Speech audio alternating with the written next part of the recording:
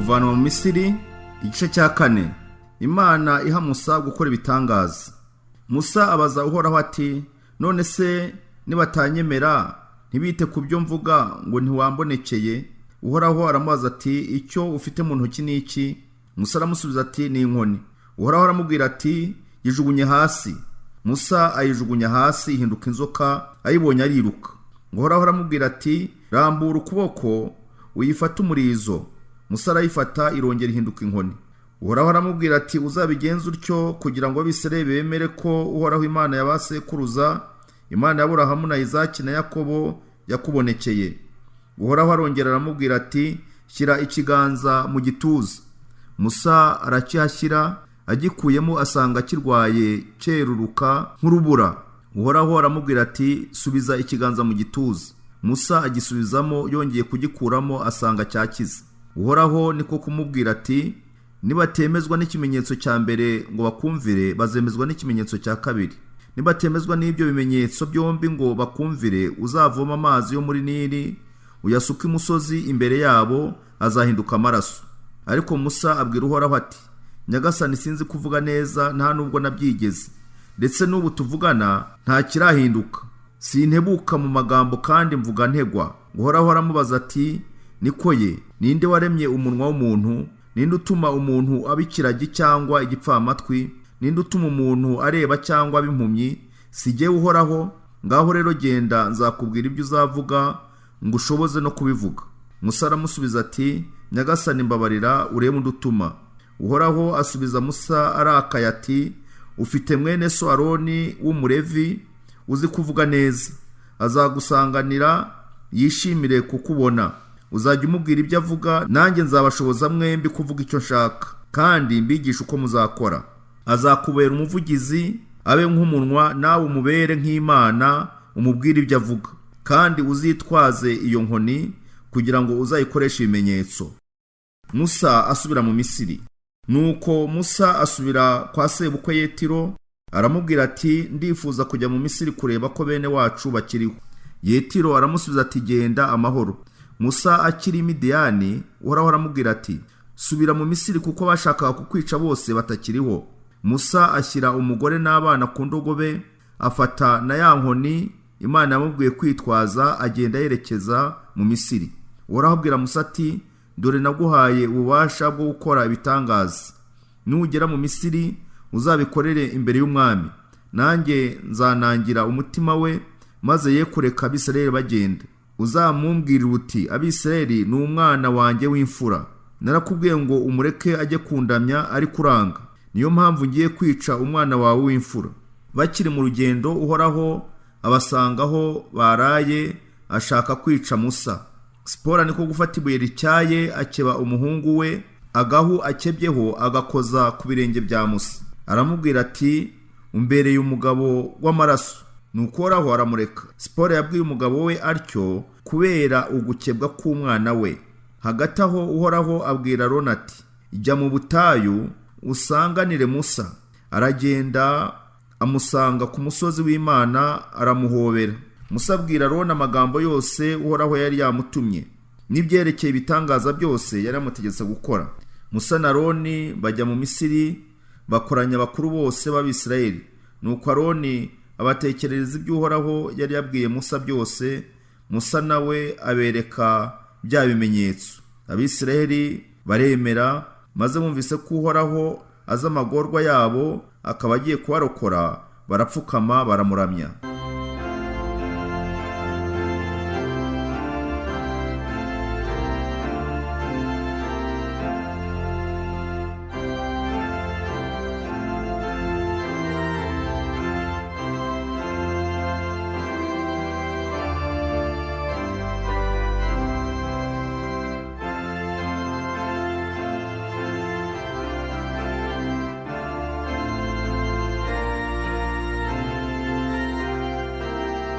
Igitabo cyo kuvanwa mu Misiri, igice cya 5. Musa na Aroni babonana n'umwami wa Misiri. Hanyuma Musa na Aroni bajya kubonana n'umwami wa Misiri, baramubwira bati, Uhoraho Imana y'Abisirayeli aravuze ati, reka ubwoko bwanjye bugende bujye kunkorera iminsi mikuru mu butayu. Umwami arabasubiza ati, uhoraho uwo ninde kugira ngo mbe namwumvira ndetse ndeke Abisirayeli bagende? Sinzi uhoraho, kandi Abisirayeli sinzabareka ngo bagende. Musa na Aroni barongera bati, uhoraho ni Imana yacu twebwe Abaheburayi, kandi yaratubonekeye. None tureke tujye mu butayu ahantu h'urugendo rw'iminsi 3 tumutambire ibitambo, naho ubundi yaturimbuza icyorezo cyangwa inkota. Umwami arabaza ati, Musa na Aroni mwe, kuki mushaka ko abantu bareka imirimo yabo? Nimusubire ku mirimo yanyu. Tumaze kugira inkorera gahato zihagije, none namwe murazibuza gukora? Umwami yongera akazi k'Abisirayeli. Uwo munsi umwami ategeka abatware b'Abanyamisiri bakoreshaga Abisirayeli imirimo y'agahato, kimwe n'Abisirayeli bari bahagarikiye imirimo, ati, ntimuzongere kuzanira abantu ibyatsi byo kuvanga n'icyondo babumbisha amatafari nka mbere. Bazajye babyishakira ubwabo. Mubategeke kubumba umubare w'amatafari nk'uwo bari basanzwe babumba, ntimubagabanyirizeho na rimwe. Abisirayeli ni abanebwe, niyo mpamvu basakuza bati, reka tujye gutambira Imana yacu ibitambo. Nimwongere imirimo y'agahato bakoraga, babure uko bita ku magambo y'ibinyoma. Abo batware n'abahagarikiye imirimo baragenda babwira Abisirayeli bati, umwami yavuze ko mutazongera guhabwa ibyatsi, nimwe mugomba kubyishakira, kandi nta kintu na gito kizagabanuka ku kazi kanyu. Nuko Abisirayeli bakwira igihugu cyose cya Misiri bashaka ibyatsi bari bakeneye. Abakoresha babo barabahataga bababwira bati, nimubumbe umubare w'amatafari mwategetswe ku munsi, nk'uko mwajyaga mubigenza mugihabwa ibyatsi. Ndetse abo batware b'Abanyamisiri bagakubita Abisirayeli bari bahagarikiye imirimo, bavuga bati, kuki muri iyi minsi yombi mutuzuza umubare w'amatafari ungana n'uwo mwategetswe mbere? Abo Bisirayeli bahagarikiye imirimo basanga umwami, baramutakambira bati, databuja, kuki watugenje utya? Abantu bawe ni abagome, batwima ibyatsi ariko bakatubwira kubumba amatafari kandi bakadukubita. Arabasubiza ati, muri abanebwe bikabije, niyo mpamvu mushaka kujya gutambira uhoraho ibitambo. Hoshi nimusubire ku kazi. Nta byatsi muzahabwa, kandi muzajya mubumba amatafari mwategetswe. Abo Bisirayeli bari bahagarikiye imirimo babona ko bari mu makuba, kuko bari bategetswe gukomeza kubumba buri munsi umubare w'amatafari ungana n'uwo babumbaga mbere. Bavuye ibwami basanga Musa na Aroni babategereje. Babwira Musa na Aroni bati, uhoraho abarebe abacira urubanza. Mubonye ngo muratuma umwami n'abatware be batwanga urunuka, kandi mukabaha urwitwazo rwo kutwica. Nuko Musa ajya gutakambira uhoraho ati, nyagasani, kuki wagiriye nabi ubu bwoko? Niki cyatumye untuma ino? Kuva nabwira umwami wa Misiri ibyo wantumye, yagiriye nabi ubwoko bwawe, nyamara ntabwo wigeze uburengera.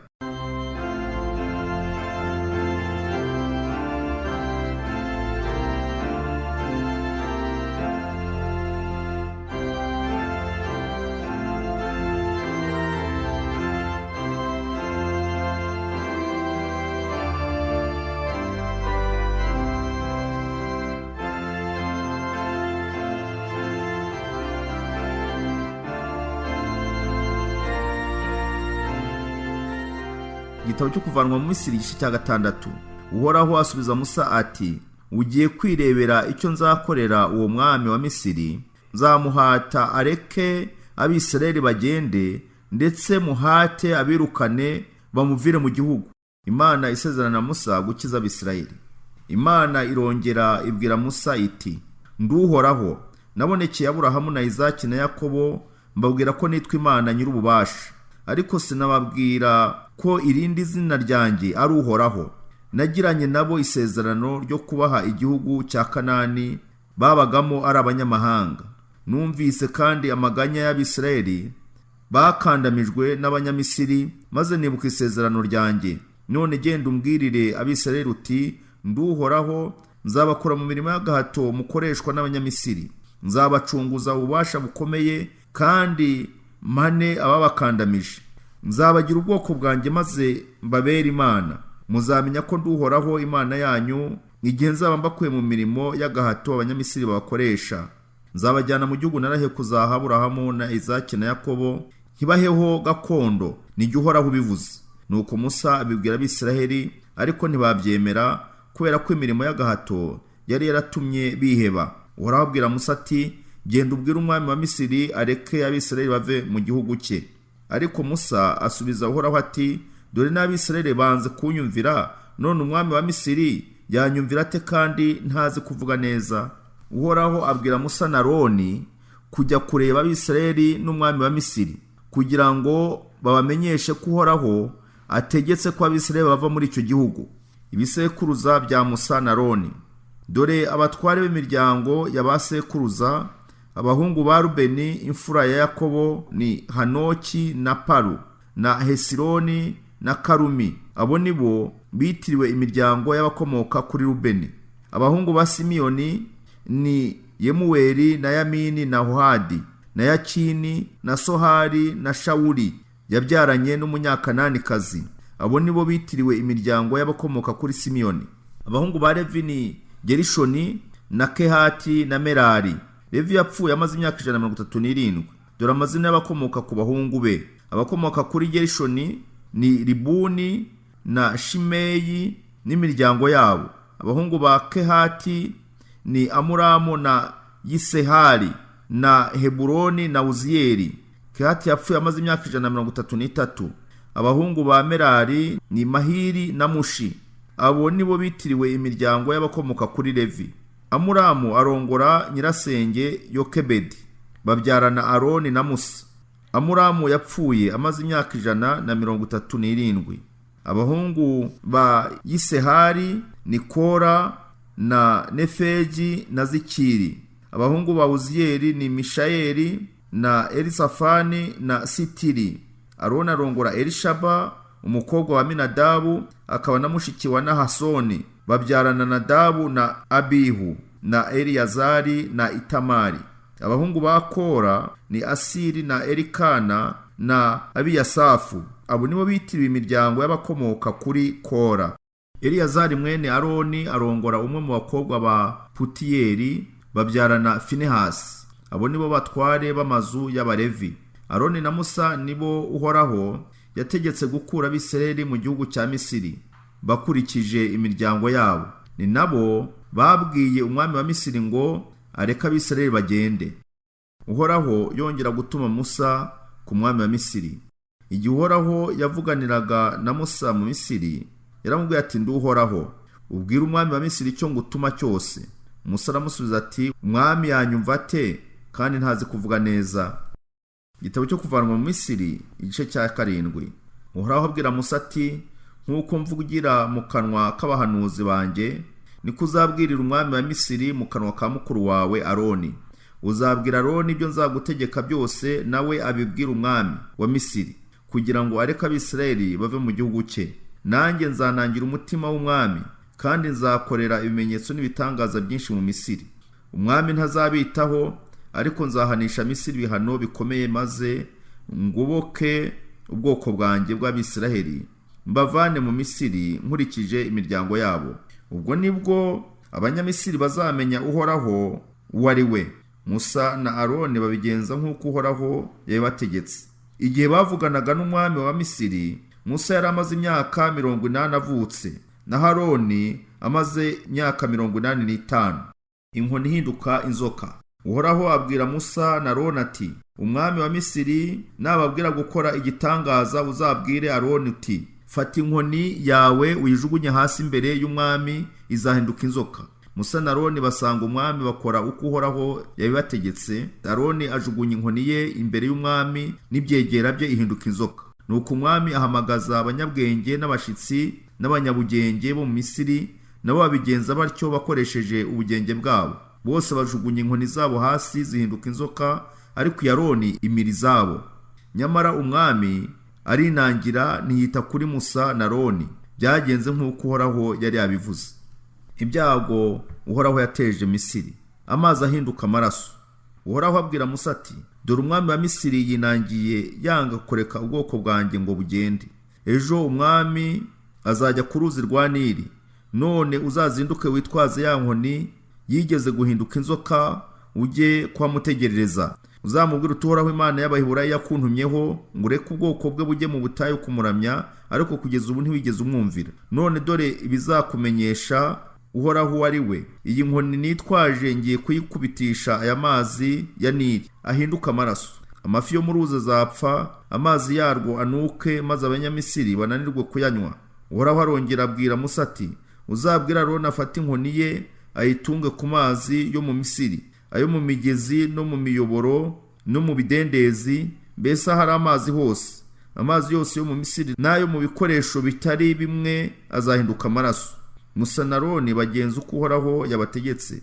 Musa abangura inkoni ye akubitira amazi ya Nili imbere y'umwami n'ibyegera bye. Amazi yose ya Nili ahinduka amaraso. Amafi yo mu ruzi arapfa, amazi yarwo aranuka, maze Abanyamisiri bananirwa kuyanywa. Amaraso akwira igihugu cyose cya Misiri. Ariko abanyabwenge bo mu Misiri nabo babigenza batyo bakoresheje ubugenge bwabo. Kandi umwami akomeza kwinangira umutima, ntiyita kuri Musa na Aroni.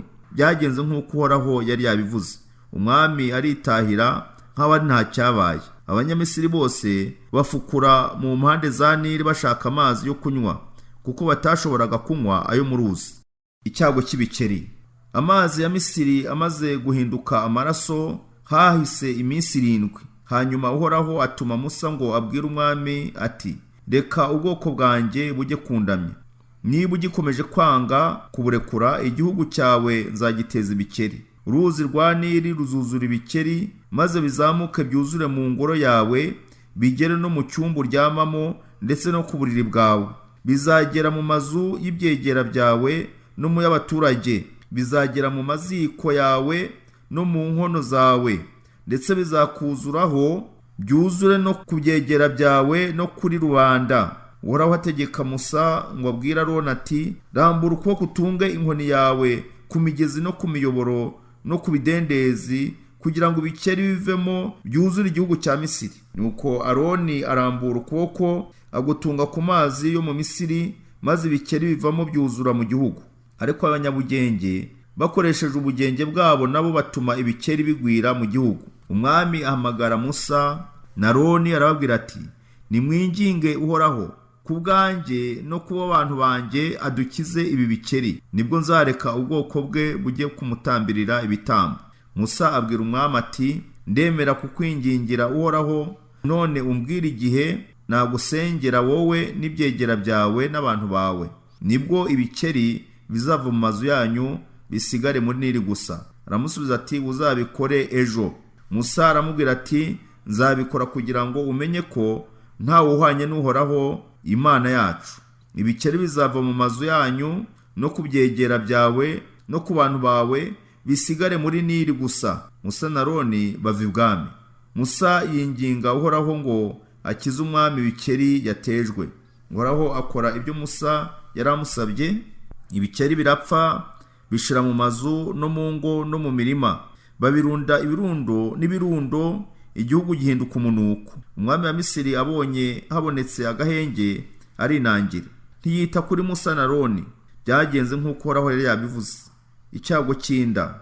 Uhoraho ategeka Musa ngo abwira Aroni ati, fata inkoni yawe uyikubite hasi, umukungugu wo mu gihugu cyose cya Misiri urahinduka inda. Nuko Aroni akubita inkoni ye hasi, umukungugu wo mu gihugu cyose cya Misiri uhinduka inda, zuzura ku bantu no ku matungo. Abanyabugenge nabo bakoresha ubugenge bwabo, bagerageza guhindura umukungugu inda, ariko birabananira. Inda zikomeza kuzura ku bantu no ku matungo. Abanyabugenge babwira umwami bati, ibi byo byakozwe n'Imana. Nyamara akomeza kwinangira, ntiyita kuri Musa na Aroni. Byagenze nk'uko Uhoraho yari yabivuze. Icyago cy'ibibugu. Uhoraho abwira Musa ati, ejo umwami azajya ku ruzi, noneho uzazinduke umumbwirire uti, reka ubwoko bwanjye bujye kundamya. Nutabureka ngo bugende, nzaguteza ibibugu, wowe n'ibyegera byawe n'abantu bawe, ndetse bizagera no mu mazu yawe n'ay'abantu bawe, bizimagize n'ubutaka bwaho mutuye hose. Ariko sinzatuma bigera mu ntara ya Gosheni, kuko ariho ubwoko bwanjye butuye. Bityo uzamenya ko ari Uhoraho ubikoze. nzahagarara ku bwoko bwanjye naho ubwawe mbureke. Icyo kimenyetso kizabaho ejo. Uhoraho abigenza nk'uko yabivuze. Ibihugu byinshi cyane byinjira mu ngoro y'umwami no mu mazu y'ibyegera bye, bikwira no mu Misiri, igihugu cyose kibura amahoro. Umwami ahamagaza Musa na Aroni arababwira ati, nimugende mujye gutambira Imana yanyu ibitambo, ariko mubitambire muri iki gihugu. Musa aramusubiza ati, ntidushobora kugenza dutyo, kuko amatungo dutambirira Uhoraho Imana yacu Abanyamisiri bayaziririza. Babonye tuyatamba batwicisha amabuye. Tuzajya mu butayu ahantu h'urugendo rw'iminsi 3, aba ariho dutambirira Uhoraho Imana yacu ibitambo nk'uko azabitubwira. Umwami arabasubiza ati, nzabareka mujye mu butayu gutambira Uhoraho Imana yanyu ibitambo, ariko ntimuzajye kure. Ngaho nimunsabire. Musa aramusabira ati, nkimara kuva hano ndasaba Uhoraho kugira ngo ejo ibibugu bizakuveho, bive no ku byegera byawe no ku bantu bawe, ariko ntuzongere kutubeshya ngo utubuze kujya gutambira Uhoraho ibitambo. Musa ava ibwami ajya kwambaza Uhoraho. Uhoraho akora ibyo Musa yamusabye. Ibibugu biva ku mwami no ku byegera bye no ku bantu be, ntihasigara na kimwe. Ubwo nabwo umwami wa Misiri yongera kwinangira, ntiyareka Abisirayeli ngo bagende.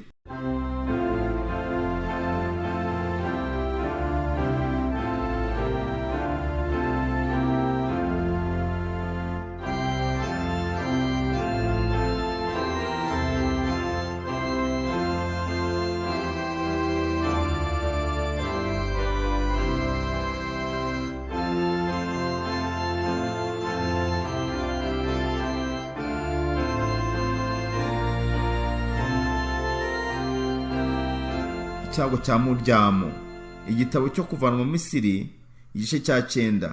Uhoraho ategeka Musa kujya kubwira umwami ati, Uhoraho Imana y'Abaheburayi aravuze ati, reka ubwoko bwanjye bujye kundamya.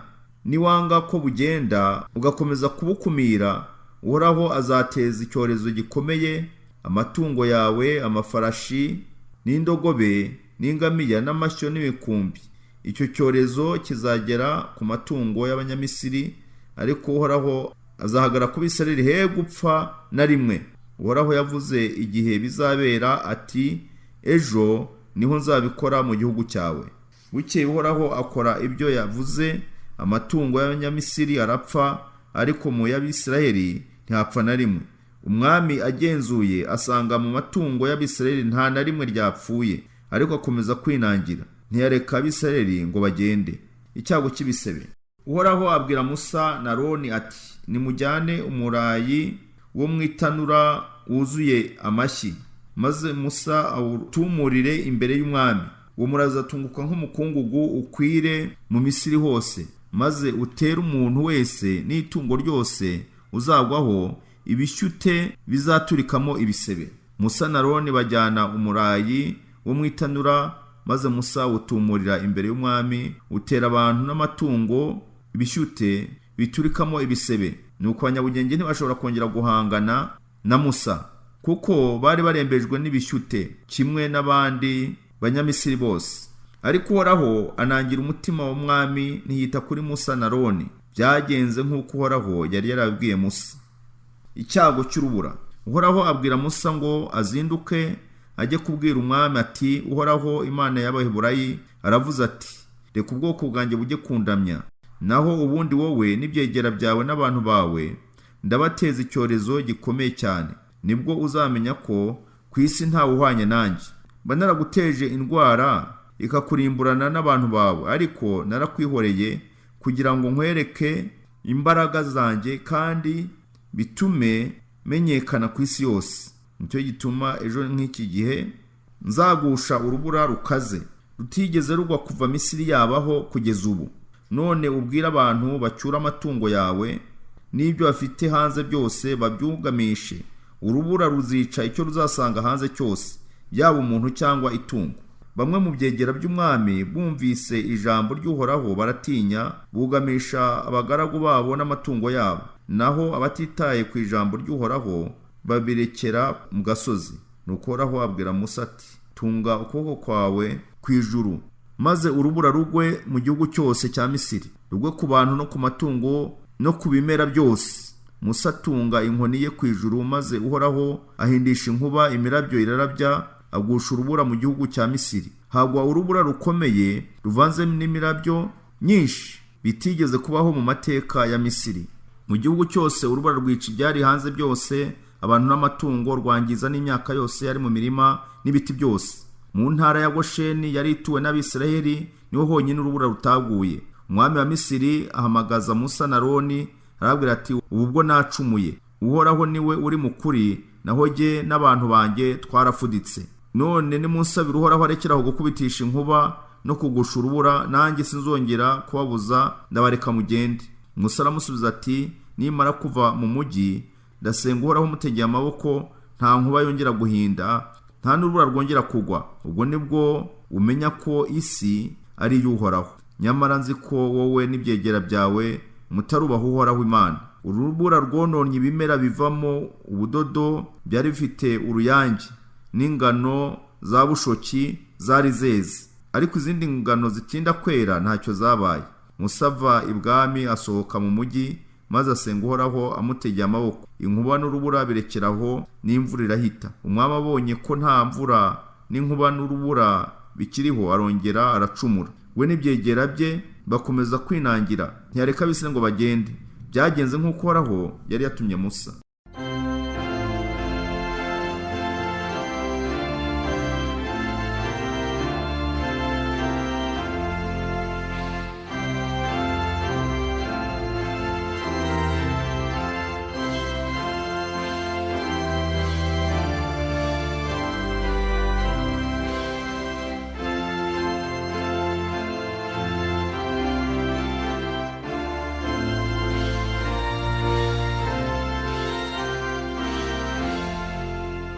Ukuvanwa mu Misiri, igice cya 10. Inzige.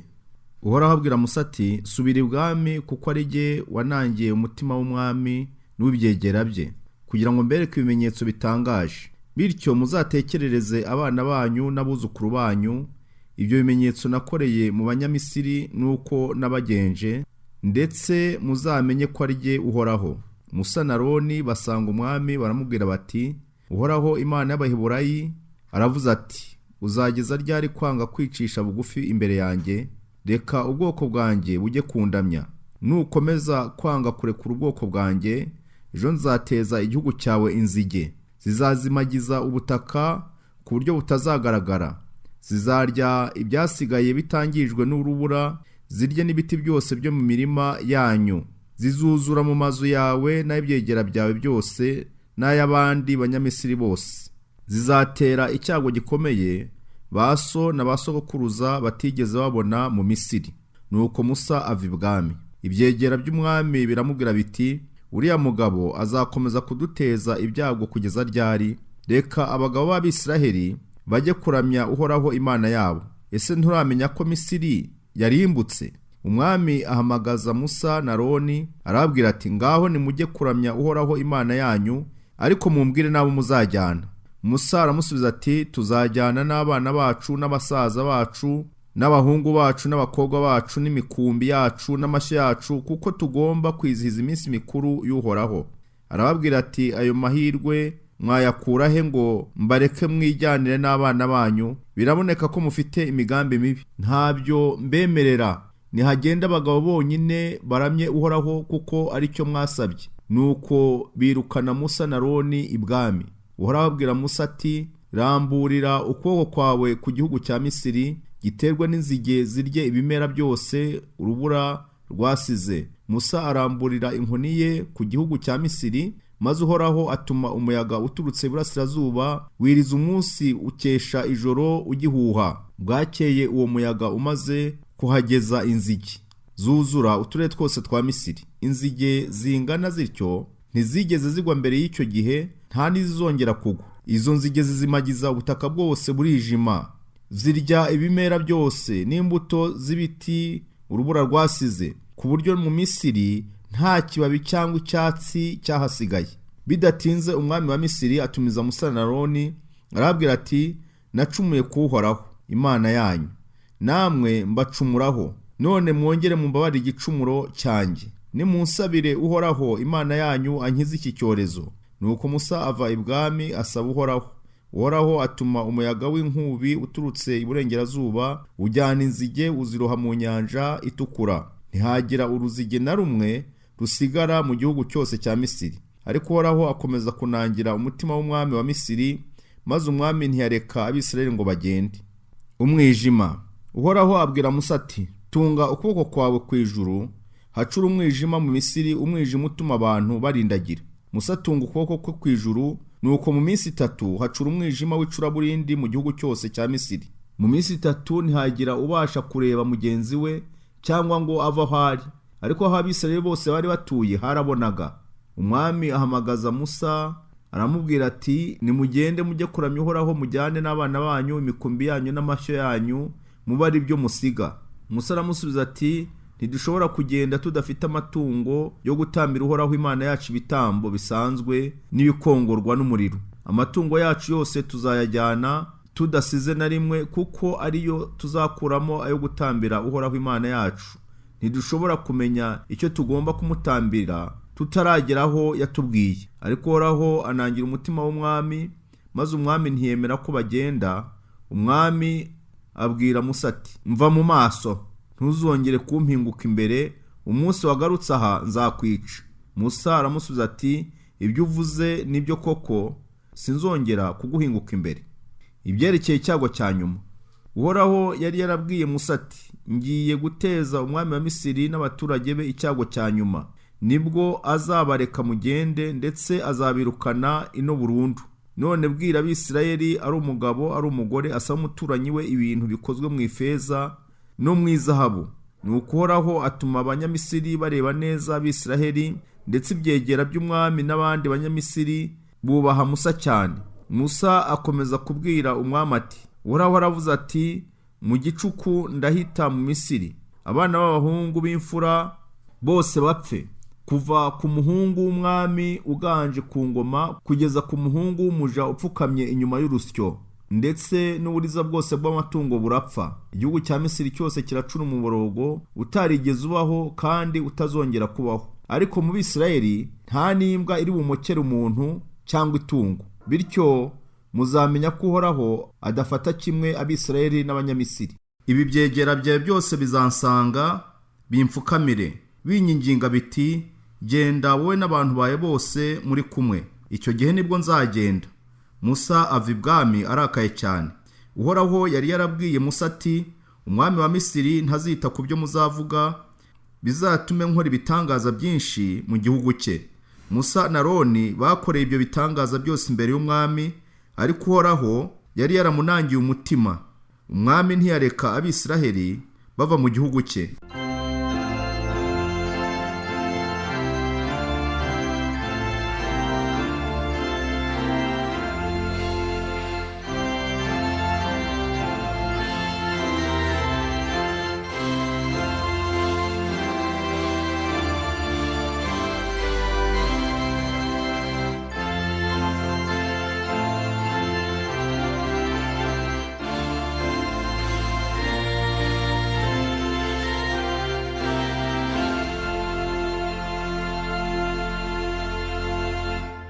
Nyuma yo gusomera hamwe igitabo cyo kuvanwa mu Misiri igice cya 4 kugeza ku gice cya 11, subiza ibibazo bikurikira.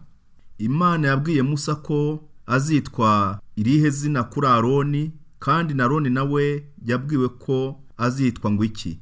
Ikibazo cya 2, umwami wa Misiri yeretse Musa na Aroni ko azi Uwiteka ku ruhe rugero?